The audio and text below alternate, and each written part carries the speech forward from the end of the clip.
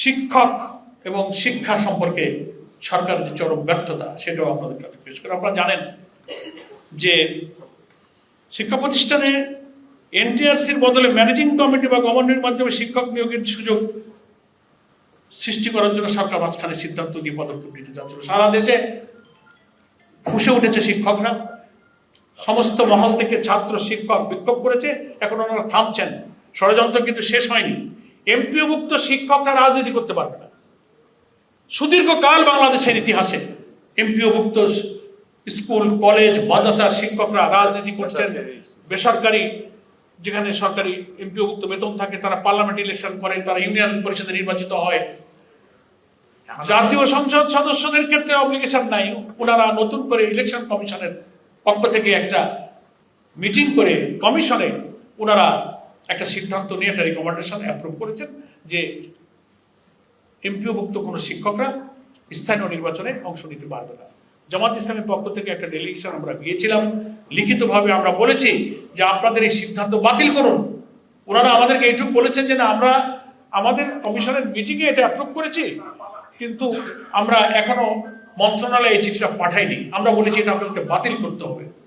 এখন নতুন করে শুনছি সরকারের উচ্চ পর্যায় থেকে শিক্ষা মন্ত্রণালয়কে নির্দেশ দেওয়া হচ্ছে যে এটার জন্য আপনারা আইন তৈরি করার জন্য খসড়া রেডি করুন। বেসরকারি প্রতিষ্ঠানের অর্থাৎ এমপিওভুক্ত শিক্ষকরা রাজনীতিতে অংশ নিতে পারবে। আমরা পরিষ্কার বলতে চাই এটা সরাসরি সংবিধান বিরোধী। প্রত্যেকটি নাগরিক তার মত প্রকাশের রাজনীতি করার অধিকার আছে বেসরকারি প্রতিষ্ঠানের চাকরি বিধি অনুযায়ী।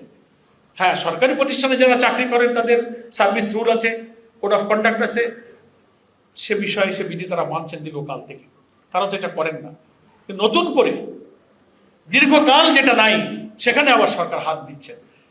এটা বোঝা যাচ্ছে যে শিক্ষা প্রতিষ্ঠানের উপরে এই যে অযাচিত হস্তক্ষেপ করে কি উদ্দেশ্য ওনাদের আছে।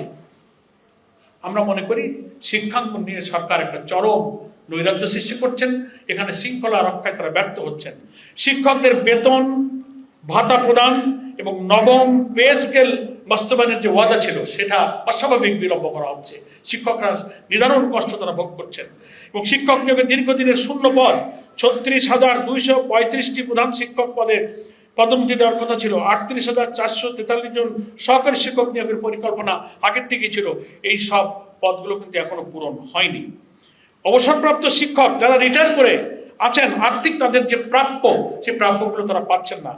80,320টি আবেদন যারা মানবিক, অসুস্থ, ক্যান্সারে আক্রান্ত, হজে যাবেন, রিটায়ারমেন্টের পরে তারা তাদের অবসরের সে ভাতাগুলো পাচ্ছে না।